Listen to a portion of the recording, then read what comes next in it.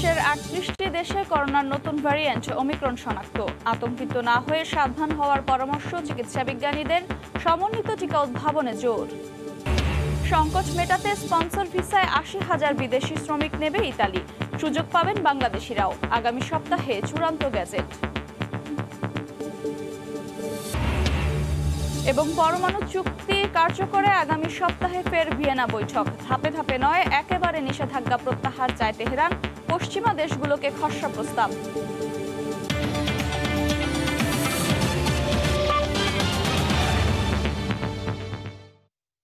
আন্তর্জাতিক সময়ের সঙ্গে আছে আমি আফরোজা মৌটুসী। করোনার নতুন ভ্যারিয়েন্ট ওমিক্রন এ পর্যন্ত 38টি দেশে ছড়িয়ে পড়লেও এ নিয়ে আতঙ্কিত না হওয়ার পরামর্শ দিয়েছেন চিকিৎসা বিজ্ঞানীরা। অন্যদিকে বিশ্ব স্বাস্থ্য সংস্থা বলছে, ওমিক্রন রুখতে আপাতত সাবধানতা অবলম্বনের কোনো বিকল্প নেই। শুক্রবার এক ভার্চুয়াল অনুষ্ঠানে যোগ দিয়ে সংস্থাটির প্রধান বিজ্ঞানী ডক্টর সৌম্য স্বামীনাথন বলেন, করোনা ভাইরাসের নতুন স্ট্রেন ওমিক্রন অতি সংক্রমণশীল একটি ভ্যারিয়েন্ট হলেও এর গতি প্রকৃতি ও ভবিষ্যৎ নিয়ে এখনই কিছু বলা সম্ভব নয়। এছাড়া ওমিক্রনের সংক্রমণ ঠেকাতে সব দেশকে প্রস্তুত থাকার পরামর্শ দিয়েছেন বিশ্ব স্বাস্থ্য সংস্থার পশ্চিম প্রশান্ত মহাসাগরীয় অঞ্চলের পরিচালক ডক্টর তাকেশি কাসাই। দেশে দেশে ছড়িয়ে পড়ছে করোনার নতুন ধরন ওমিক্রন। সংক্রমণ রোধে কড়াকড়ি আরোপের পাশাপাশি সীমান্ত বন্ধ করছে বিশ্বের বিভিন্ন দেশ। চলছে বিস্তর গবেষণা। দক্ষিণ আফ্রিকায় প্রথম শনাক্ত করোনার এ ধরন নিয়ে এখনো অন্ধকারে বিশ্ব স্বাস্থ্য সংস্থা। এক এক সময় এক এক রকম তথ্য জানাচ্ছে সংস্থাটি। এবার WHO এর প্রধান বিজ্ঞানী বলছেন, করোনার নতুন ধরন নিয়ে আতঙ্কের কিছুই নেই। ব্রিটিশ বার্তা সংস্থা রয়টার্সকে তিনি বলেন, প্রাথমিকভাবে মনে হচ্ছে করোনা ভাইরাসের নতুন স্ট্রেইন ওমিক্রন খুব বেশি সংক্রমণশীল একটি ভ্যারিয়েন্ট। তবে এ নিয়ে আতঙ্কের কিছুই দেখছেন না তিনি। দক্ষিণ আফ্রিকায় আক্রান্তের সংখ্যা দ্রুত বাড়ছে। প্রকৃতপক্ষে আক্রান্তের সংখ্যা প্রতিদিন দ্বিগুণ হচ্ছে। এতে ইঙ্গিত পাওয়া যাচ্ছে এই ভ্যারিয়েন্টটি খুব বেশি সংক্রমণশীল। ওমিক্রন ভ্যারিয়েন্ট শনাক্তের জন্য দক্ষিণ আফ্রিকার বৈজ্ঞানিক ও চিকিৎসা গোষ্ঠীর বড় ধন্যবাদ প্রাপ্য। যত দ্রুত সম্ভব তথ্য প্রদানের জন্য তারা অবিরাম কাজ করছেন। এদিকে ওমিক্রনের সংক্রমণ ঠেকাতে সব দেশকে প্রস্তুত থাকতে বলেছেন বিশ্ব স্বাস্থ্য সংস্থার পশ্চিম প্রশান্ত মহাসাগরীয় আঞ্চলিক পরিচালক ডক্টর তাকেশি কাসাই। তিনি বলেন, বিভিন্ন দেশে করোনার ওমিক্রন ধরনে যেভাবে আক্রান্তের সংখ্যা বাড়ছে তা সব দেশের জন্যই অশনি সংকেত। আমরা যে খবর পাচ্ছি প্রকৃত চিত্র তার থেকেও ব্যাপক। এই ধরন ভৌগোলিকভাবে ইতোমধ্যে অনেক বেশি ছড়িয়ে পড়েছে। ওমিক্রন থেকে করোনার নতুন ঢেউ আসার সম্ভাবনার জন্য সব দেশকে তৈরি থাকতে হবে। করোনার ডেল্টা ধরন ঠেকাতে যেসব শিক্ষা আমরা পেয়েছি, এই নতুন ধরন মোকাবেলায় তা কাজে লাগাতে হবে।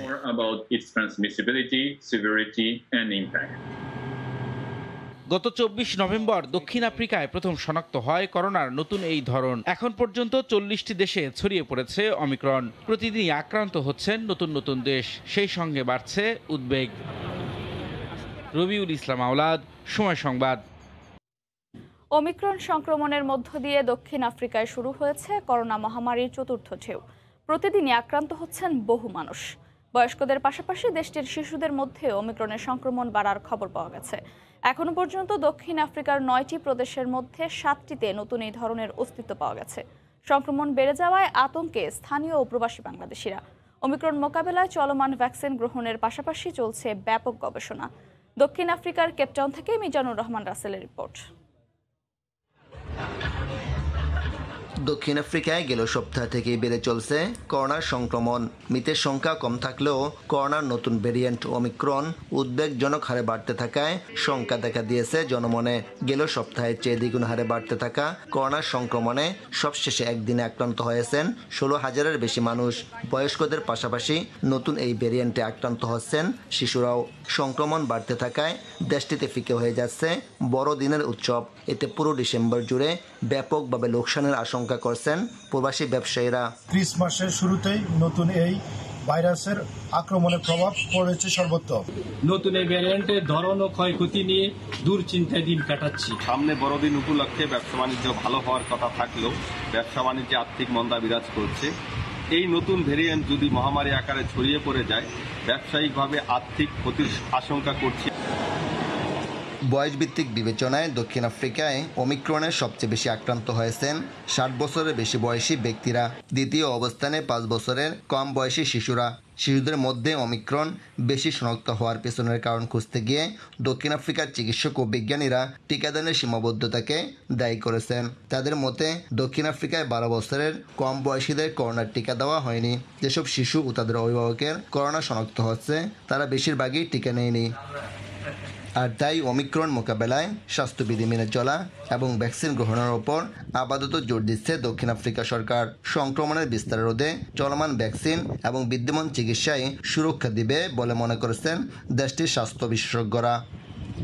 কোভিড-19 নতুন রূপে হানা দিয়েছে দক্ষিণ আফ্রিকায়।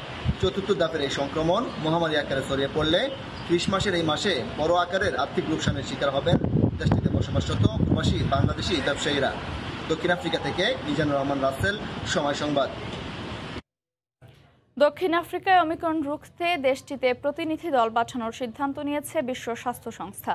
একই সঙ্গে ভ্যারিয়েন্টটি মোকাবেলায় আফ্রিকার দক্ষিণাঞ্চলীয় দেশগুলোর জন্য তহবিল গঠনের উদ্যোগও নিয়েছে সংস্থাটি। এ বিষয়ে বিস্তারিত জানাতে এই মুহূর্তে দক্ষিণ আফ্রিকার কেপটাউনে আছেন সহকর্মী মিজানুর রহমান রাসেল। সরাসরি যাচ্ছি তার কাছে। রাসেল, দেশটির সকল সম্প্রতি গত এক সপ্তাহ থেকে এই ভ্যারিয়েন্ট মহামারী আকারে ছড়িয়ে পড়ছে সর্বোচ্চ। গত এক সপ্তাহ আগে যেখানে সংক্রমণ সংখ্যা ছিল 1000-এর নিচে, সেখানে গতকাল সংক্রমণ হয়েছে প্রায় 16,000-এর অধিক। এই নতুন ভ্যারিয়েন্টে উদ্বেগ ছড়িয়ে পড়ছে দেশটির সর্বোচ্চ এবং বাংলাদেশি কমিউনিটিতেও ব্যাপকভাবে আতঙ্ক ছড়িয়ে পড়ছে। মহামারী করোনার নতুন ভ্যারিয়েন্ট ওমিক্রনের প্রতিক্রিয়া দেশের স্বাস্থ্যমন্ত্রী বলেছেন এটি করোনা ভ্যাকসিন না দেওয়ার ফলে অনেকটা ব্যাপক হারে ছড়াচ্ছে। বিশ্ব স্বাস্থ্য সংস্থা জানিয়েছে ওমিক্রন মোকাবেলায় $12 মিলিয়ন মার্কিন সহায়তা দিবে দক্ষিণ আফ্রিকা সহ সাউদার্ন আফ্রিকার সকল দেশগুলোকে। ওমিক্রন মোকাবেলায় এই সহায়তা দিয়ে যাবে আগামী 3 মাসের মধ্যে। আরো বিশ্ব সংস্থা জানিয়েছে তারা বিশেষজ্ঞ একটি স্পেশাল টিম দক্ষিণ আফ্রিকার গাউটিং প্রদেশ সহ এই সকল এরিয়াগুলোতে সবচেয়ে বেশি আক্রমণ করাচ্ছে, সবচেয়ে বেশি সংক্রমিত হচ্ছে সে সকল এলাকাতে একটি স্পেশাল টিম সার্বক্ষণিক মনিটরিং করবে। একটি স্বাস্থ্যমন্ত্রী বলেছেন করোনা ভ্যারিয়েন্ট এটি চতুর্থ ধাপে প্রবেশ করছে। সম্পূর্ণরূপে যে ব্যাপক হারে ছড়িয়ে পড়ছে এটি করোনার চতুর্থ ধাপ বলে দেশটির স্বাস্থ্যমন্ত্রী উল্লেখ করেছেন। তবে একটি বিষয় সবচেয়ে বেশি উদ্বেগজনক যে দেশটিতে 60 বছর বয়সের অনূর্ধ্ব বয়সীরা সবচেয়ে বেশি আক্রান্ত হচ্ছেন এবং আরেকটি বেশি উদ্বেগের হচ্ছে এখানে অনেক বেশি শিশু করোনায় আক্রান্ত হচ্ছেন। এই অনেক বেশি শিশু আক্রান্ত হওয়ার পেছনে কারণ খুঁজতে গিয়ে দক্ষিণ আফ্রিকার চিকিৎসক বিজ্ঞানীরা বলেছেন যে অধিকাংশ শিশু করোনা টিকা নেওয়া হয়নি। 12 বছরের নিচে যে সকল শিশু আছে তারা একেবারেই টিকা নেননি। এমনকি এই সকল শিশুর অভিভাবকরাও অনেকেই টিকা নেননি, যার কারণে এই ওমিক্রন ভাইরাসটা সবার মাঝে ব্যাপক হারে ছড়িয়ে পড়ছে। আপনি আরো জানেন এই 31 মাসের এই মাস অর্থাৎ ডিসেম্বরের এই মাসে ওমিক্রন ছড়িয়ে পড়ার কারণে দেশটিতে ব্যবসা বাণিজ্যের ব্যাপক মন্দাভাব লক্ষ্য করা গেছে। বিশেষ করে দেশটিতে বসবাসরত প্রায় 2 লাখের অধিক প্রবাসী বাংলাদেশি তারা সরাসরি ব্যবসার সাথে জড়িত। এই ডিসেম্বর মাসে তাদের বড় আকারের একটি হোপ থাকে, আশা থাকে তারা ডিসেম্বর মাসে ভালোভাবে ব্যবসা বাণিজ্য করবে। কিন্তু সম্প্রতি এই করোনার এই ওমিক্রনে তাদের সমস্ত আশা ভরসা টিকে হয়ে গেছে। ডিসেম্বরের বড় মাসকে কেন্দ্র করে যে ব্যাপক ব্যবসা বাণিজ্যের কথা ছিল সেটি তারা একেবারেই লোকসানের আশঙ্কা করছেন, বড় আকারে আর্থিক লোকসানের তারা আশঙ্কা করছেন। সম্প্রতি এই করোনার নতুন কোন দিকে যায় এটার লক্ষণ কি এ ব্যাপারে দেশটির চিকিৎসা বিজ্ঞানীরা এবং চিকিৎসকরা ব্যাপকভাবে গবেষণা করে যাচ্ছেন। কিন্তু এই লক্ষণ, এই ওমিক্রনের ভ্যারিয়েন্টের নতুন সংক্রমণ লক্ষণ কোনোভাবেই কমার লক্ষ্য করা যাচ্ছে না। এভাবে যদি শর্ত থাকে এবং সরকার যদি এটি নিয়ন্ত্রণে কঠোর লকডাউন বা কঠোর স্বাস্থ্যবিধি প্রয়োগ করে সেক্ষেত্রে সাধারণ চলাচলের ব্যাপক ব্যবসা বাণিজ্য সহ সর্বক্ষেত্রে একটি বিশৃঙ্খলা, সর্বক্ষেত্রে একটি বড় আকারের আর্থিক লোকসানের সম্মুখীন হওয়ার সম্ভাবনা রয়েছে। এই ছিল আমার কাছে করোনার ওমিক্রনের সবশেষ আপডেট। দক্ষিণ আফ্রিকার কেপটাউন থেকে এতক্ষণ সরাসরি যুক্ত ছিলেন সহকর্মী মিজানুর রহমান রাসেল। এদিকে করোনার নতুন ভ্যারিয়েন্ট ওমিক্রন মোকাবিলায় বেশ কঠোর অবস্থানে পর্তুগাল। দেশটিতে ভ্রমণে করোনা টেস্ট বাধ্যতামূলক করার পাশাপাশি স্থগিত করা হয়েছে বর্ষবরণের সব কনসার্ট। এছাড়া বড়দিন উদযাপনের ক্ষেত্রেও আসতে পারে বিধিনিষেধ। লিসবন থেকে তারিকুল হাসান আশিকের রিপোর্ট। গত 30 নভেম্বর একটি ক্লাবের 13 ফুটবলারের শরীরে করোনার অমিক্রন ভ্যারিয়েন্ট শনাক্তের পরই নড়েচড়ে বসে পর্তুগিজ প্রশাসন। আইসোলেশনে নেওয়া হয় তাদের সংস্পর্শে আসা শতাধিক ব্যক্তিকে। এরপর তাদের মধ্যে থেকে আরও 5 জনের শরীরে শনাক্ত হয় অমিক্রন। সংক্রমণ ঠেকাতে 1 ডিসেম্বর থেকে পর্তুগাল প্রবেশে করোনার নেগেটিভ সার্টিফিকেট বাধ্যতামূলক করার পাশাপাশি বেশ শক্ত অবস্থানে যায় কস্তা প্রশাসন। গত 2 দিনে নেগেটিভ সার্টিফিকেট ছাড়া যাত্রী বহন করায় কয়েকটি এয়ারলাইন্সকে বিপুল অর্থ জরিমানার পাশাপাশি অর্ধশতাধিক যাত্রীকে নগদ অর্থ জরিমানা করা হয়। এছাড়া বড়দিন ও নববর্ষ উদযাপনকে কেন্দ্র করে সংক্রমণ ঠেকাতেও এক পৌর এলাকা থেকে অন্য পৌর এলাকায় ভ্রমণের ক্ষেত্রেও বিধিনিষেধ আরোপের ইঙ্গিত দেন পর্তুগিজ প্রধানমন্ত্রী অ্যান্তোনিও কস্তা। এছাড়া খ্রিস্টীয় নববর্ষের সব ধরনের কনসার্ট বাতিল করতে নির্দেশ দেওয়া হয়েছে। পাশাপাশি রোববার থেকে 50 ঊর্ধ্ব নাগরিকদের বুস্টার ডোজ দেওয়া শুরু করছে পর্তুগাল। এখনও আফ্রিকার কয়েকটি দেশ ছাড়া কারো সাথে ফ্লাইট বন্ধের ঘোষণা দেয়নি দেশটি। তবে অপ্রয়োজনীয় ভ্রমণ এড়িয়ে চলার পরামর্শ সংশ্লিষ্টদের। তারিকুল হাসান আশিক, সময় সংবাদ, লিসবন, পর্তুগাল। করোনা মহামারীর মধ্যেও বাংলাদেশিদের জন্য সুখবর দিল ইতালি। শ্রমিক সংকট মেটাতে কৃষি ও স্পন্সর ভিসায় নতুন করে আরও 80,000 শ্রমিক নেওয়ার ঘোষণা দিয়েছে দেশটি। 2022 সালের জন্য এই ভিসা চালু হবে। কৃষি, নির্মাণ, পরিবহন, হোটেল, পর্যটন ও উৎপাদনশীল খাতে কাজের সুযোগ পাবেন তারা। ইতালির ভেনিস থেকে মাকসুদ রহমানের পাঠানো তথ্য ছবি নিয়ে ডেস্ক রিপোর্ট। 2022 সালে ইতালিতে প্রবেশের সুযোগ পেতে যাচ্ছে 80,000 বিদেশি শ্রমিক। সম্প্রতি ইতালির স্বরাষ্ট্রমন্ত্রী গণমাধ্যমে বিষয়টি তুলে ধরে এক বিবৃতি প্রকাশ করেন। আগামী সপ্তাহে এ বিষয়ে চূড়ান্ত গেজেট প্রকাশের কথা রয়েছে। প্রাথমিকভাবে বাংলাদেশ, আলজেরিয়া, আইভরি কোস্ট, মিশর, এল সালভাদর, বসনিয়া, হার্জেগোভিনা, দক্ষিণ কোরিয়া, তিউনেশিয়া এবং আরও বেশ কিছু দেশ থেকে এসব শ্রমিক নেবে ইতালি সরকার। তবে কোন ক্যাটাগরিতে কত শ্রমিক নেওয়া হবে তা এখনও স্পষ্ট করা হয়নি। কৃষি, নির্মাণ, পরিবহন, পর্যটন ও উৎপাদনশীল খাতের জন্য স্থায়ী ও মৌসুমি কাজের ভিত্তিতে এই শ্রমিক নেবে ইতালি সরকার।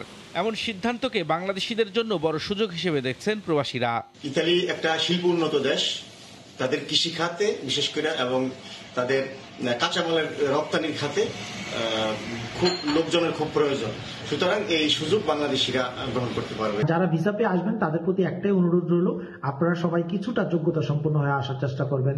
যেমন ড্রাইভিং শিখা, হসপিটালিটি, নার্সিং, কম্পিউটার কোর্স অথবা ইংলিশ স্পিকিং, এই ধরনের কিছু শর্ট কোর্স করে আসতে পারে। গত বছর বিভিন্ন ক্যাটাগরিতে 30,000-এর বেশি নতুন স্পন্সরশিপ ভিসা দিয়েছিল ইতালি, কিন্তু এবছর তা বেড়ে 80,000 নেওয়ার কথা রয়েছে।